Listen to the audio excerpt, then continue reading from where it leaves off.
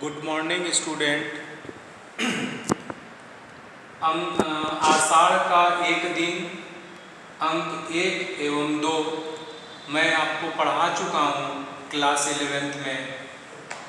Class 12th में अंक 3 आपको पढ़ाना है, लेकिन अंक 3 पढ़ाने से पहले आषाढ़ का एक दिन नाटक के अंक 1 और 2 का संक्षिप्त रिवीजन करा दूं। सर्वप्रथम आषाढ़ का एक दिन मोहन राकेश जी द्वारा लिखित नाटक है।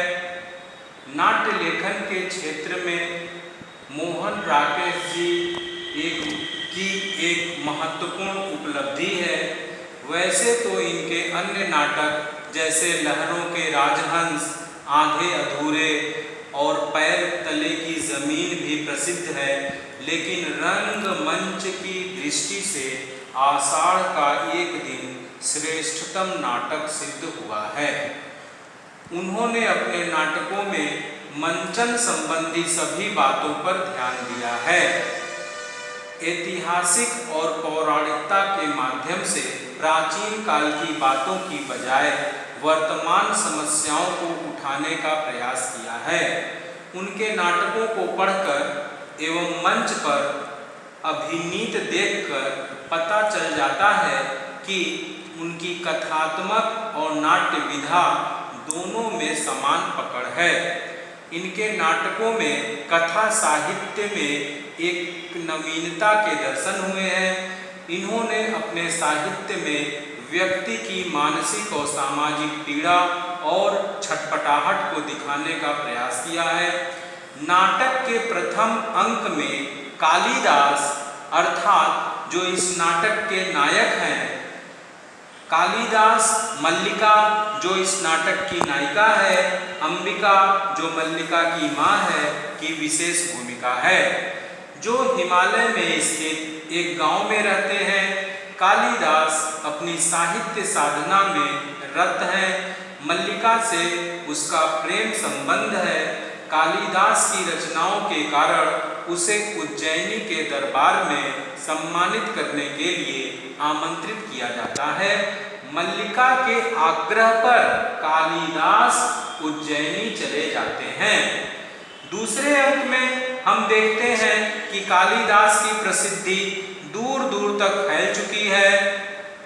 उनका विवाह सम्राट चंद्रगुप्त विक्रमादित्य की विदुषी कन्या प्रियगु मंजरी से हो जाता है। इधर मल्लिका की स्थिति और भी अधिक दयनीय हो जाती है। उसके घर की स्थिति जर्जर हो चुकी है। माँ अंबिका 2 वर्ष से ज्वर से पीड़ित है। तभी उसे सूचना मिलती है कि राजदूहिता प्रियंगु गांव में आ रही है। राजदूहिता अर्थात राजा की पुत्री प्रियगु मंजरी गांव में आ रही है। प्रियगु मंजरी उनसे मिलती है। वह उनके घर की दशा देखकर उसके परिसंस्कार की बात करती है तथा मल्लिका को अपने साथ चलने के लिए कहती है, लेकिन मल्लिका सभी प्रस्ताव ठुकरा देती है। जब मल्लिका को पता चलता है कि जिसकी याद में वह दिन रात बैठी है और वापस आने की राह देख रही है, वह तो गांव में आकर भी उससे मिलने नहीं आया, तो वह टूट जाती है।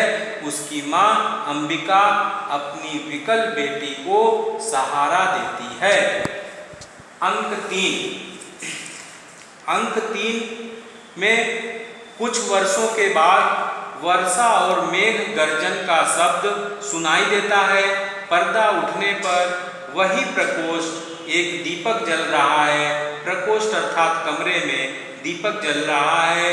प्रकोष्ठ की स्थिति में पहले से बहुत अंतर दिखाई देता है। सब कुछ जर्जर और अस्त व्यस्त है। कुंभ केवल एक है, घड़ा केवल एक है और उसका भी कोना टूटा है। आसन अपने स्थान से हटा हुआ है और उस पर अब बाघ छाल भी नहीं है। दीवारों पर से स्वास्तिक आदि के चिन्ह लगभग मिट चुके हैं। चूल्हे के पास केवल एक बर्तन है जिन पर स्याही चढ़ी है। एक कोने में फटे मैले वस्त्र एकत्रित हैं। प्रकोष्ठ में कोई नहीं है। मातुल भीगे वस्त्रों में बैसाखी के सहारे चलता हुआ आता है। चारों ओर दृष्टि डालकर एक लंबी सांस लेता है, नकारात्मक ढंग से सिर हिलाता है और प्रकोष्ठ के बीचों बीच आ जाता है। अंक 3 का सारांश यह है कि नाटक के तृतीय और अंतिम अंक में कुछ वर्षों के बाद मंच पर उसी कमरे का दृश्य दिखाई देता है। कमरे में सब कुछ जर्जर और अस्त व्यस्त हालत में है। एक दो टूटे फूटे बर्तन और फटे मैले वस्त्र दिखाई देते हैं। कमरे में कोई नहीं है। मातुल भीगे वस्त्रों में बैसाखी के सहारे चलकर आता है और मल्लिका को आवाज देता है। वह मल्लिका को बताता है कि किस प्रकार महल में वह अपना एक पैर तुड़वाकर आया है। राजप्रसाद में उनकी इतनी आवभगत होती थी, राजप्रसाद अर्थात महल में, कि वह परेशान हो जाता था। आगे पीछे सेवक रहते थे, लोग झुककर वंदना करते थे। वह बार बार स्वयं को छूकर देखता था कि उसका शरीर पत्थर की मूर्तियों की तरह तो नहीं हो गया है, जैसे मंदिरों में देवी देवताओं का होता है। पर अब यहाँ आकर उसे सुख का अनुभव हो रहा है। मातुल चूल्हे की ओर देखकर मल्लिका से कहता है कि उसने घर की क्या दशा कर दी है। माँ के न रहने से घर अव्यवस्थित हो गया है। इस पंक्ति से पता चलता है कि मल्लिका की माँ मर चुकी है। उसने प्रिय मंजरी द्वारा भेजे वस्त्र और स्वर्ण मुद्राएं भी लौटा दी। घर का परिसंस्कार करवाने से भी मना कर दिया। मल्लिका कहती है कि उसे उनकी आवश्यकता नहीं थी। वह मल्लिका को बताता है कि सम्राट का निधन हो गया है। कश्मीर में विद्रोही शक्तियां सिर उठा रही हैं और सुना है कि कालिदास ने कश्मीर छोड़ दिया है। लोगों से ही पता चला है कि वह उज्जैनी नहीं गया, उसने संन्यास ले लिया है और काशी चला गया है। उसे इस बात पर विश्वास नहीं हो रहा, पर सत्य यही है कि उसने संन्यास ले लिया है। मल्लिका इस बात पर विश्वास नहीं करती। मातुल, जो कालिदास का मामा है, बैसाखी पटकता हुआ चला जाता है।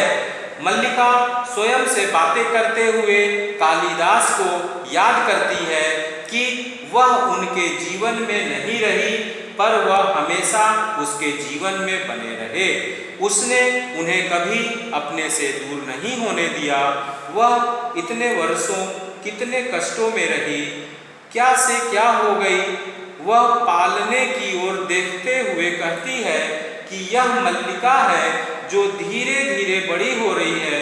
वह कहती है कि उसने सुना था कि कालिदास उज्जैनी में अनेक स्त्रियों के साथ रहे, लेकिन उसके नाम के साथ भी एक विशेषण लग गया है।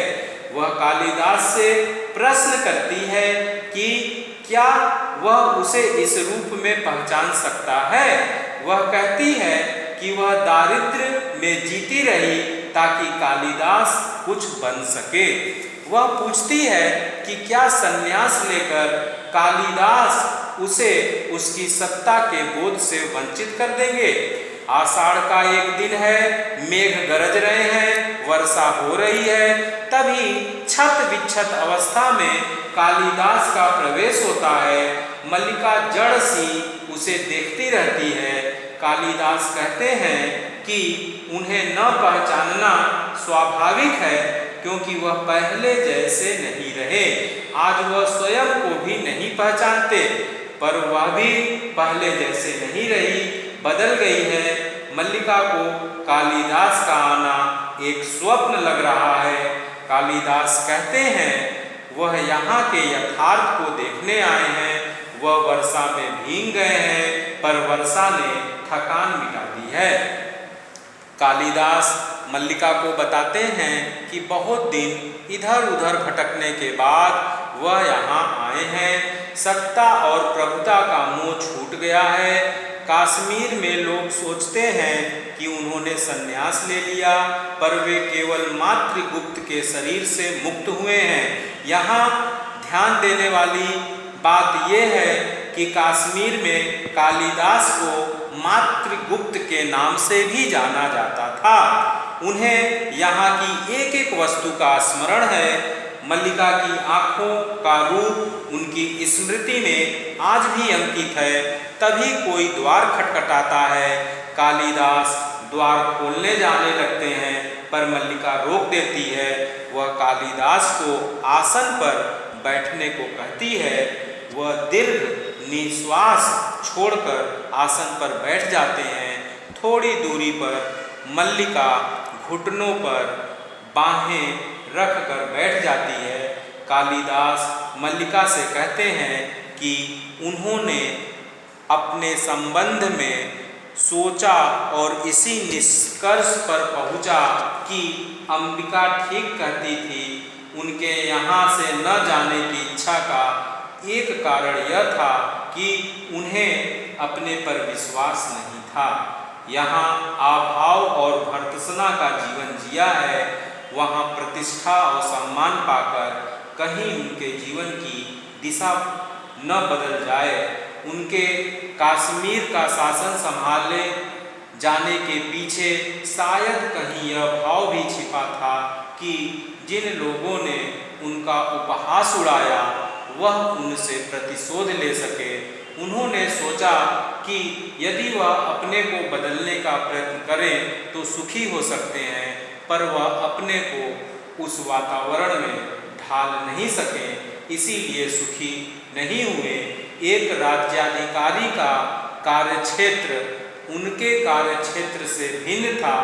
उन्हें अनुभव होता था कि प्रभुता और सुविधा के मोह में पड़कर वह इस गलत क्षेत्र में आ गए हैं। लगता था आज नहीं तो कल वह दिन आएगा जब वह परिस्थितियों को अपने वश में कर लेंगे, पर वह कल कभी नहीं आया और एक दिन उन्होंने स्वयं को सर्वथा टूटा हुआ पाया।